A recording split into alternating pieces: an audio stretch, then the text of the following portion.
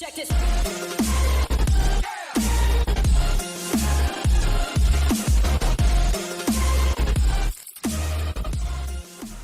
Okay, welcome back. Today we're going to be talking about parent functions. Now, parent functions are just the simplest version of a given function. So if you've ever seen a parabola or a square root function or a line, those are three types of functions we're going to talk about today. Their parent function is the simplest version of each one. Okay, so in the case of a linear function, a line, that would be like your simplest line right there. And in the case of a parabola, that would be your simplest parabola right there, just at the origin, medium width. And your absolute value function would look like this. Okay, so we're going to talk about these three functions, how to move them around. Okay, it's called translation. We're going to translate these functions, meaning move them up, down, left, right. We're going to stretch them. Okay. All right, so let's start with first power functions, also known as linear functions. So a linear function, i.e. a line, is when your x has a power of 1. Okay, when your x has a power of 1, you don't write x to the first, you just have y equals x. And that's your basic linear function. That's your parent linear function. Okay, now you've spent all of Algebra 1 learning about linear functions. And you could graph this if I asked you to graph it, because the truth is you could look at it as a y equals mx plus b function. You could say, all right, well, this would be y equals mx plus b if I realize that there's a 1 here, an invisible 1, right? And that there's a y-intercept of 0 that's not there either. So that means your y-intercept is 0. You would start at 0, the origin, and you would go up 1 over 1, up 1 over 1, and you would have this line. So it makes sense that y equals x looks like this. And usually what we do is we use the y-intercept to move it up and down, okay?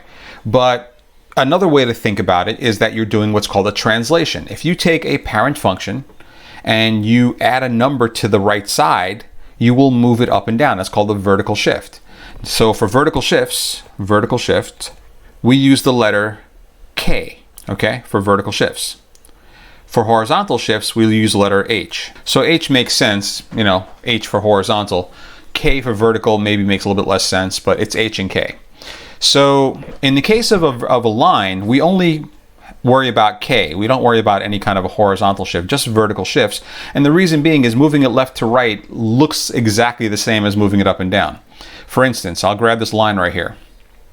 Okay, if I want to move it up 3 spaces, I'll get this line right here.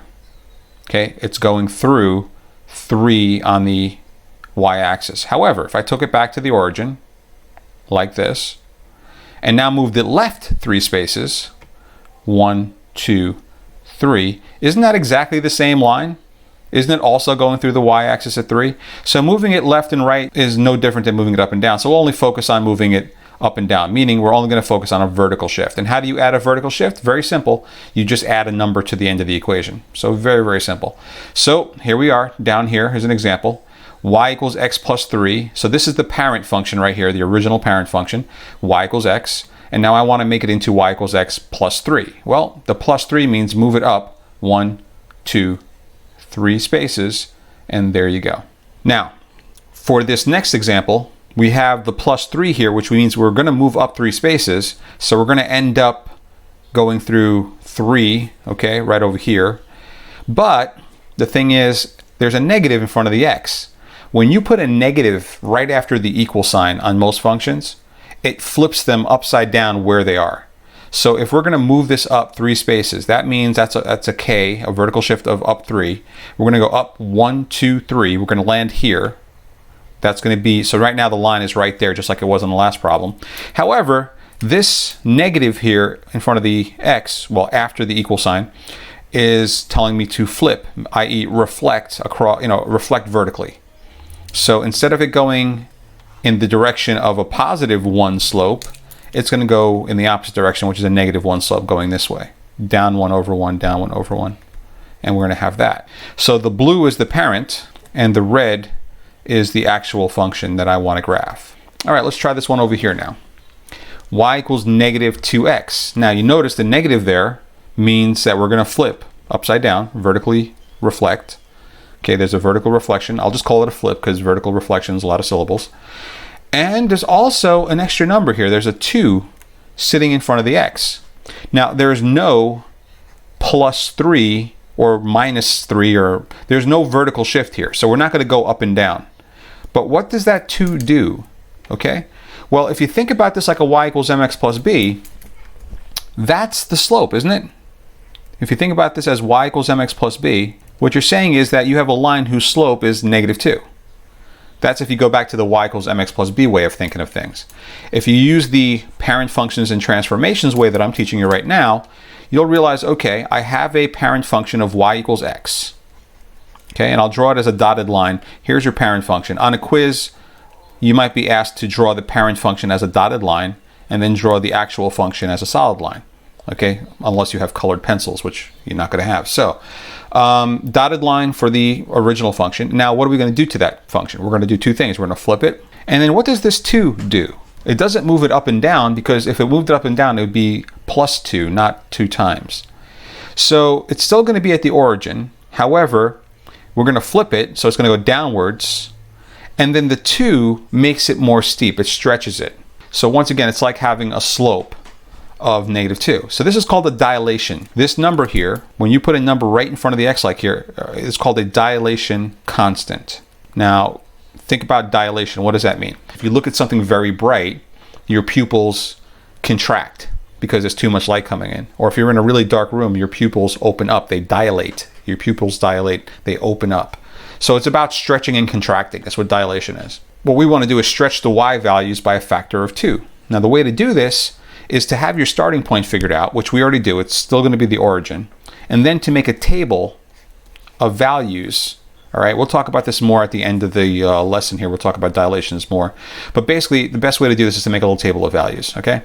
So since you're starting at 0, you want to go to the left and to the right. So let's go to the right, 1, 2, 3, and to the left, -1, -2, maybe -3, and then plug them into here and see what you get. So -2 times -2 is 4, -2 times -1 is 2, -2 times 0 is 0, which is that starting point right there. 1 times -2 is -2, 2 times -2 is -4, and -2 times 3 is -6. And then if you plot these points, what you will get are these points here.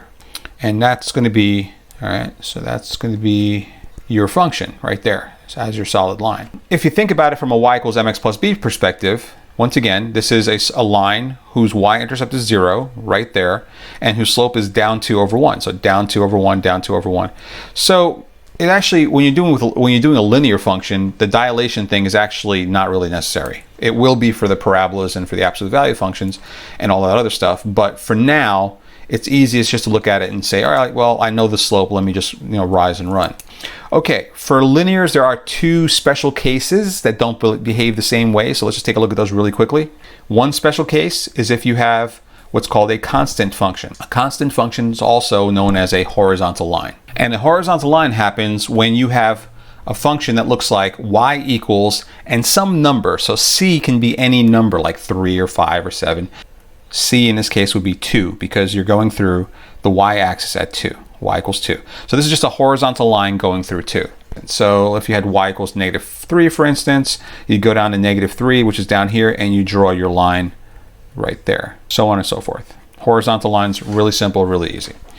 Okay, how about the next special case? Vertical line. A vertical line happens when you have not y equals a constant number. If you have an x equal to a constant number, then you have a vertical line. So in this case, you're going through the number 2. This line right here would be x equals 2. Vertical lines begin with the letter x. I know that sounds a little backwards. You'd think that horizontal lines would start with x and vertical lines would start with y, but it's actually the opposite. You should think of it more in terms of the intercept.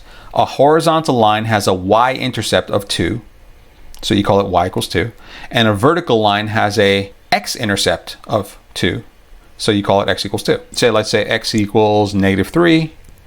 That would be over here, x-intercept of -3, draw a vertical line through it. The 2 special cases are horizontal and vertical lines, and they're really simple equations. It's either y equals a number or x equals a number, and that's how you spot them. Okay, so that's linear functions. Now let's get into second power functions. A second power function is called a quadratic function. Quadratic is the type of function, all right? And when you draw a quadratic function, you get something called a parabola. The parabola is the shape of the function. So the parabola is not a type of function. Parabola is the shape of the graph. Quadratic is a synonym for second power. Okay, so whenever you have a function where your x has a square on it, then you have a quadratic function. So anytime you have anything that looks like y equals x squared, or y equals x squared plus 2x plus 1, or anything that involves an x squared, okay, or y equals x plus 1, the quantity squared, all these are quadratic functions because you have an x that's being squared, okay? And there are no powers higher than that. You don't have any powers that are higher than 2. 2 is the highest power, and that makes it a quadratic. Okay, so what's your parent? Your parent function, your very simplest parabola, is simply y equals x squared. And you saw this a lot in Algebra 1. You probably made a table in Algebra 1. So you probably made a table and said -2, -1, 0, 1, 2. And then you plugged in the numbers here, and you got -2 squared is 4, -1 squared is 1, 0 squared is 0, 1 squared is 1, and 2 squared is 4. And when you plotted those points, you got 0, 0, 1, 1, and 2, 4 on that side. And on the negative side, you had -1, 1, and -2, 4. And that created this thing here called a parabola. Okay? Now, for the sake of time, we're not going to make a table for every parabola we draw. We're just going to sketch it. So I want to introduce the idea of sketching a graph instead of graphing a function. If I ask you to graph something, you need to plot points, i.e. make a table. But if I say sketch it, you can just go ahead and say, looks something like this. Just make sure the center point is correct and that the shape is good. All right? For instance, if you sketch something and it looks like that, that's wrong because a parabola should not be pointy and the sides should not be straight. It should be a curve. But we're just sketching the parabolas here. So we're going to take the sketches and we're going to move them around. So I'm not going to sit here and make actual points here and make it perfect, but I am going to do my best to kind of copy that right there. Okay, so that's not perfect, but it looks something similar to that. And what we want to do now is translate it. Move it left, move it right, flip it upside down. So if you're asked to do this, and you're drawing this is the parent function right here. I want to move it which way? Well, take a look at what I have down here. This says y equals x squared. This is your parent function right here. And what did I add to it? I added a -2 to it, which means that I'm moving it down 2 spaces. Since I have this ability to do this with a computer, I can just grab this, move it down 1 space, move it down 2 spaces, and now you can see the top function is the parent, the bottom is the translated function. There it is. But you're not going to be able to do that. So what you're going to do is draw your parent function as a dotted line first, and then go ahead and draw the translated function. Now the translated function is exactly the same shape, but starts 2 boxes lower, so it starts down here. This is the starting point. Okay, it's the vertex of the parabola. And now from here, I'm just going to sketch. Once again, not worried too much about getting every point right. Just going to sketch. That's a little pointy there. So I move the parabola down 2 spaces. There it is. Now, look at this one. This one also has a -2 in it. But the -2 is not here on the end of the function. It's actually kind of shoved in between the x and the squared. You notice that it's kind of stuck in here? So what happened is, it looks like they took this x right here, put it in parentheses, and then stuck a -2 in there. That's where that is. It's inside the parentheses with the x squared. And when you see that, that's not a vertical shift. That's a horizontal shift. That's an H. Remember I mentioned that you had H and you had K? So here you had K was -2. Here you have H, a horizontal shift. So what does this mean? It means horizontally you're going to move two units, 2 boxes. But in which direction though? It's a little tricky because it's actually the opposite of what it looks like for horizontal shifts only. For horizontal shifts, what you want is for this thing in the parentheses to equal 0. And if you take this x minus 2 and set it equal to 0, and then solve, add 2 to both sides, you'll get x equals +2. So actually you're going to move 2 spaces to the right, even though it looks like 2 spaces to the left, it's actually 2 spaces to the right. So horizontal shifts are always the opposite of what they appear. Now you might say, well, why isn't that the case? Why is it not the case for vertical shifts? Well, the truth is, if you were to put this 2 here on the left side next to the y, you'd have y plus 2 equals x squared. You could actually do the exact same thing. You could set that y plus 2 equal to 0, and you'd see that you get y equals -2. But since it's already there, we don't bother to do all that. It's already kind of done for us, so we don't bother. However, just understand that it's happening. So once again, if you have a number on the right side of the equation sitting out here, that's your vertical shift, and you can use it the way it is. But if you have a number in the parentheses, you have to do the opposite. So this actually means horizontally, this is, by the way, this was down 2 because it was negative 2, right? This is, even though it says minus 2, you're actually going to go to the right 2. This is the horizontal shift, okay? So you're going to take that same parent function, and your parent function, once again, what does it look like? It looks like a dotted parabola. Here's your parent function, and we're going to move it 2 spaces to the right and draw a real function. So once again, you take that vertex, the center point, and you go 1, 2 to the right, and now that's where you put your center point, and then just draw yourself another sketch from there. Okay, you don't have to make a table and plot points. You can just sketch it right there. Okay, so you've moved this parabola, you've translated it. Trans means to move from one thing to another. When you translate between languages, you're moving something from one language to another. New Jersey Transit, buses, right? It's movement. So you're translating this graph from here to here. Okay, 2 spaces to the right. Let's take a look at this one here. Now this one here has a couple of things going on. It's got a vertical shift out here. This is your K, your vertical shift. You also have in here an H, your horizontal shift. And you also have a negative right after the equal sign, which is a flip, a reflection, a vertical reflection. So we're going to be doing 3 things. Now you should look at the flip last. First off, what's our parent function? Once again, we're talking about x squared. There's a squared here, so we identify the shape as being a parabola, and we start with a parent parabola. Okay, once we know what shape we're dealing with, you're going to have 6 shapes to worry about by the end of this lesson, but today and tomorrow. So this one's a parabola. You draw the parent shape first, just to show me that you know what the parent shape is, and then from there, you want to shift it. Now, which way are we going to go? We're going to go 3 up, because once again, vertical shifts you can take verbatim the way they're written. So up 3, 1, 2, 3.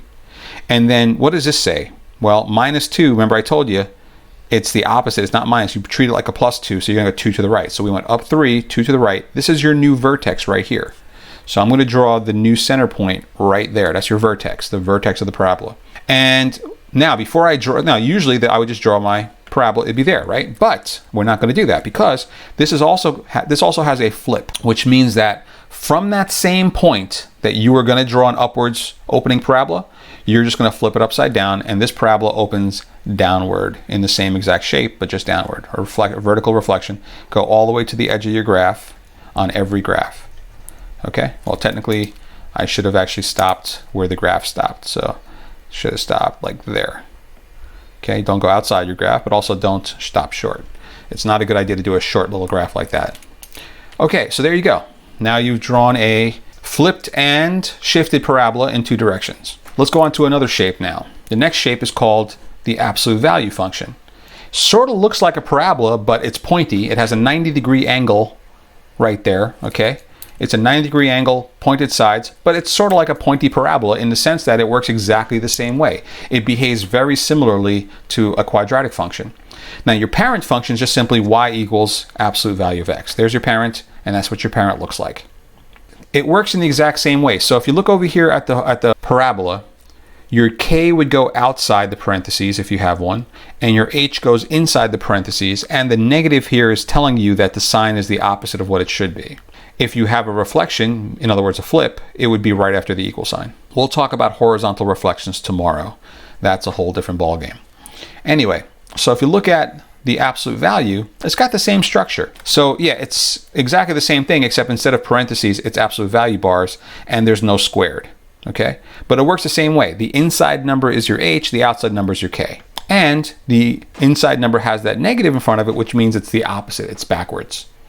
And if you want to flip it, just stick a negative right after the equal sign. So everything behaves exactly like a parabola, no different. So let's come over here, let's try a couple here. All right, so I look at this function, I see the bars, the absolute value bars, and I realize this is an absolute value function. So I'm going to draw the absolute value parent function as a dotted line, just to say, hey, I see that this is an absolute value function, just to get me started. For some teachers, that'll be worth like a point by itself. Now, for the rest of the points, you have to actually graph this function here. So what is the actual function? Well, the actual function is like this function, but there's something going on. What is that? Is that a vertical shift or a horizontal shift? Well, it's outside, so it's a k, and k is vertical. H is horizontal, right? So this is a vertical shift of +1. So you're just going to basically go up 1. There's your new center, and draw your graph up one box. That's it. There you go. Now let's take a look at this one here. This one's got a couple of things going on. It's got a +1 out here. That's the same as the +1 over here. That's a vertical shift. That's your K, right? It's got a number inside the parentheses. Okay, just like before with the parabola, it's inside the parentheses, bars, inside the bars. So that's going to be a horizontal shift. And it's also got a flip. So once again, your parent function is this dotted thing here, right? 45-degree lines going each direction, making a 90-degree angle in the middle. And we're going to go up 1 with the center, just start from the center. You're going to go up 1 to the right 2. That puts me over here. That's the new vertex of this absolute value function, the new center. And then instead of drawing boom, boom, which would be, if it was upright, this one is flipped. So we're going to do the same thing, but just do it downwards. Okay, all the way to the edge of the graph. So that's 3 parent functions. Linear, which you can just basically drag up and down. There really isn't much you can do, or you can flip it upside down. Quadratic, which you can go up, down, left, right, and flip upside down. And absolute value, which basically is a pointy parabola is what it is. All right, so let's talk about stretching now. Dilation, okay? So I talked briefly about dilation being stretching, like what your pupils do when they open up wide or they close. Dilation is stretching. And you can tell that something is being stretched if there's a number put in front of the function. So if your parent function is y equals absolute value of x, sticking an a, which is the letter we use for dilation constants, that would tell you that it's being stretched. If there's no a there, then a is 1. And that means it's like the normal stretch, meaning the normal shape. But if a is 2 or 3 or 4, what happens is it gets more and more narrow. And if a is a half or a quarter or an eighth, it gets wider. So where would you put the stretch on a quadratic? Well, once again, the parent function is y equals x squared. If you stick an a right in front of the x squared, that would stretch the parabola. The bigger the number, the narrower the parabola. The smaller the number, meaning not negative, but just smaller than 1, like a half or an eighth or a tenth, it would get wider. Let's take a look here. We have this function here, y equals 2x squared minus 3. So first of all, identify the parent. What kind of a function is this? Well, it's got a squared, so it's a, parabola. So it's a parabola. I'm just going to sketch a quick parent parabola here. Now, what's happening to it? There are 2 things happening to it. 1, there's a vertical shift right here of down 3. And in 2, there's a number in front of the x squared, a multiple of x squared. This is a dilation, or if you prefer to call it, this is a stretch. Now, when I say stretch, it could mean, widening or compressing. So how do you handle this? Okay, so whenever you have a stretched function, unfortunately, sketching doesn't work anymore. So remember I told you there's a difference between sketching and graphing. Graphing requires a table. Yeah, you're going to have to make a table when you have a stretched function. When you have a dilation constant and they ask you to graph something, you're going to have to make a table because you're not going to know where to put your points. So if this is our parent function here, I'm going to erase it just to get it out of my way here for the time being. What's this going to look like here? Well, we can use the parent function, the fact that it was over here, to understand we're going to move down 3 spaces and our vertex will be down here. So find your vertex with the parent function at least. Okay, there it is. Now, like I said, I'm going to remove this out of the way here, just because I'm going to be drawing stuff over it now. And I'll make a table. Where does my table have to live? Well, my x here is 0. Can you see that I'm on the y-axis? If I'm going to draw a parabola here, okay, whether it's a narrow parabola like this, okay, that's sloppy as heck, but you get the idea, or if it's a really wide parabola like this, no matter which one of these 2 situations is happening, you're still centered at the y-axis, right? So that means your center x value is 0. And we actually already know, because we already drew the point, that the y value here is -3. So we already have 1 point figured out. But we need to go a little bit to the right, a little bit to the left. So to the right we'll go 1, 2, 3, and to the left we'll go -1, 2, 3. Okay? And what we'll do is we'll plug in these numbers into this function, and that'll give us points that we can connect to draw the function. So let's go ahead and do that. Okay, so let's plug in -1 here. -1 squared is +1. +1 times 2 is 2. So 2 minus 3 is -1. So that's going to be -1. And guess what? Wouldn't this be the same thing? Because 1 squared is also +1. So this is going to be the same thing. How about 2 or -2? They should give you the same number because once again, you're squaring it. So -2, put it over here, square it, you get +4. Positive 4 times 2 is 8. 8 minus 3 is 5. And if you plug in positive 2, you'll also get a 5. So this is an 11 box graph. So far, so good. I can fit those. What about 3? Negative 3. Well, negative 3, when you square it, gives you positive 9. Positive 9 times 2 is 18. And 18 minus 3 is 15. I'm not going to be able to fit a 15 on this graph. So even though I calculated these, they're not going to fit. I'm not going to bother with those, okay? So let me just go ahead and graph the ones I can do here. So I have 0, 0. Sorry, 0, negative 3, not 0, 0. I have 0, negative 3. I have 1, negative 1, which would be here. I have 2, 5. So this is 2, 1, 2, 3, 4, 5 up here. And that's all that's going to fit on this side. The next one is off the graph. And on the negative side, I have negative 1, which is here. And I have negative 2, 5, which is here. And now you can see the parabola, hopefully. Do your best. And with the 3 bottom points here, they make like a little triangle. Don't do this. Don't make it sharp, because it's not a parabola if it's sharp. So what I like to do is kind of make a little smiley face out of that. If you can make a little, rounded smiley face, make it look round, and then from there, continue the curve up the best you can, and there's your parabola. Okay, let's try one more. Okay, so right here, you have an absolute value function. It's got, so what its parent, once again, its parent looks like this, right? 45-degree lines going up in each direction, right? It's got a vertical shift of down 6. It's got a horizontal shift of +2, which means you're going to go in the -2 direction. So instead of going to the right 2, you're going to go left 2.